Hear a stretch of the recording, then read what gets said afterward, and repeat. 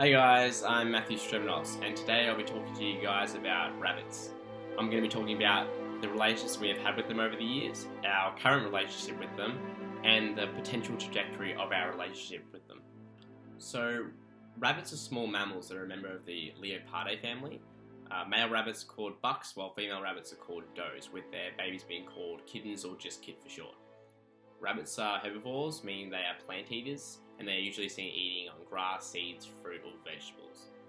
There are 50 breeds of rabbit, with the most well-known rabbit being the European rabbit. But due to domestication, there are now up to 305 breeds of domesticated rabbit, created both through selective breeding and natural selection. So the rabbit is said to originate from Asia actually, due to fossils being found around there 40 million years ago. However, the European rabbit can be found all over the world due to its introduction to every continent but Antarctica, and this is mainly due to its extreme fast rate of breeding. Rabbits almost always travel in groups, and their natural habitats include grasslands, meadows, forests, and deserts. They are often found in these places as it's possible to dig underground burrows or rabbit holes to hide from predators such as wild dogs, foxes, cats, eagles, tigers, hawks, and wolves. The domestication of rabbits was first recorded by the Romans back in the 1st century BC, when a Roman writer described the use of rabbit hutches and other enclosures to exploit the animal for both food and fur, due to its abundance in the wild.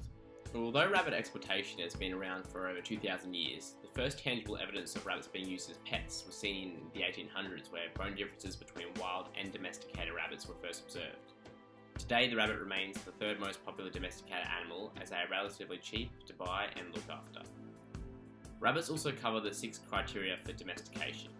They meet the criterion for flexible diet, as they quite easily have access to a wide range of foods around the house that the owners can provide. They also cover the criteria for being able to breed effectively in captivity, as they have high adaptability and rate of breeding. In terms of pleasant disposition, they easily pass these criteria, as rabbits easily fall down the social hierarchy due to them being quite submissive to humans due to their natural timid and quiet nature. Next is temperament, which is the animal's likelihood to panic, which the rabbit doesn't really do, at least it's mistreated or subject to really loud noises. The domestication of rabbits is quite a sustainable relationship, as wild rabbits typically only live for about 1 to 2 years old, while domesticated rabbits can live up to 9 years of age. Fun fact to mention is relationships between rabbits and humans do change across cultures.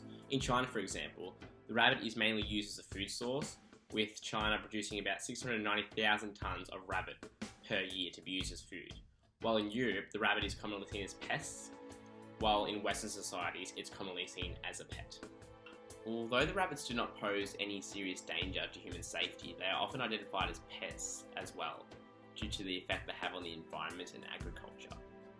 Environmental effects include land and soil erosion through burrowing, which causes degradation amongst large land masses. They also prevent plant regeneration by eating seedlings and gnawing on developing plants, causing a disruption in the ecosystem as natural food sources are reduced for other animals to eat.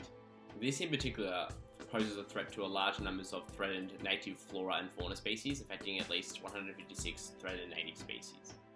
Additionally, they affect agriculture through competing with livestock for food, preventing grass growth, causing soil erosion by burrowing, promoting the colonisation and spread of agricultural weeds, supporting the movement of foxes to animal-dense areas, and grazing plants to very low levels.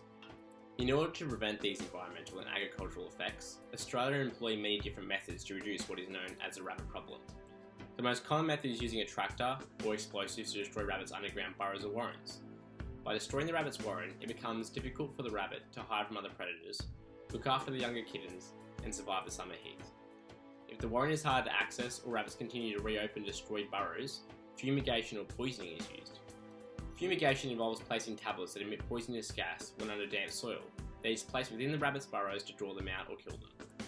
Poisoning involves lacing bait with poisons that are fatal to the rabbit, but isn't usually used due to its harmful effects on the other animals within the ecosystem. Trapping and shooting rabbits is also common, however it's not very effective in killing large numbers of rabbits and induces higher animal suffering in the case of an unfatal shot. Sadly, all these methods involve extreme fatalities and suffering in rabbits, which is made worse due to the neglected use of other methods that are more humane, such as vermin-proof fencing. Vermin-proof fencing is very effective in keeping rabbits out of crop and wildlife dense areas, however due to its expensive upkeep, it's rarely used despite its humane nature. spite of the problems rabbits pose to the environment and agriculture, it's important to acknowledge that it's us humans who have mostly contributed to the problem. Through mass industrialisation, rabbits have been forced out of their natural habitats with nowhere else to go but near civilization.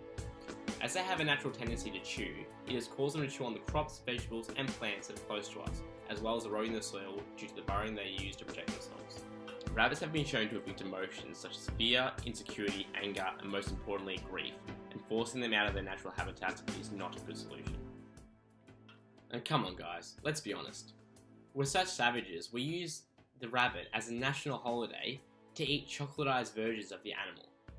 Instead, we need to be looking towards the most humane and effective solutions, such as vermin-proof fencing, in order to coexist with this animal, and hey, I'm sure the upkeep of fencing isn't going to cost us much money as the money we lose from agriculture and environmental losses. And the best part is, we get to keep our humanity. Thanks for listening.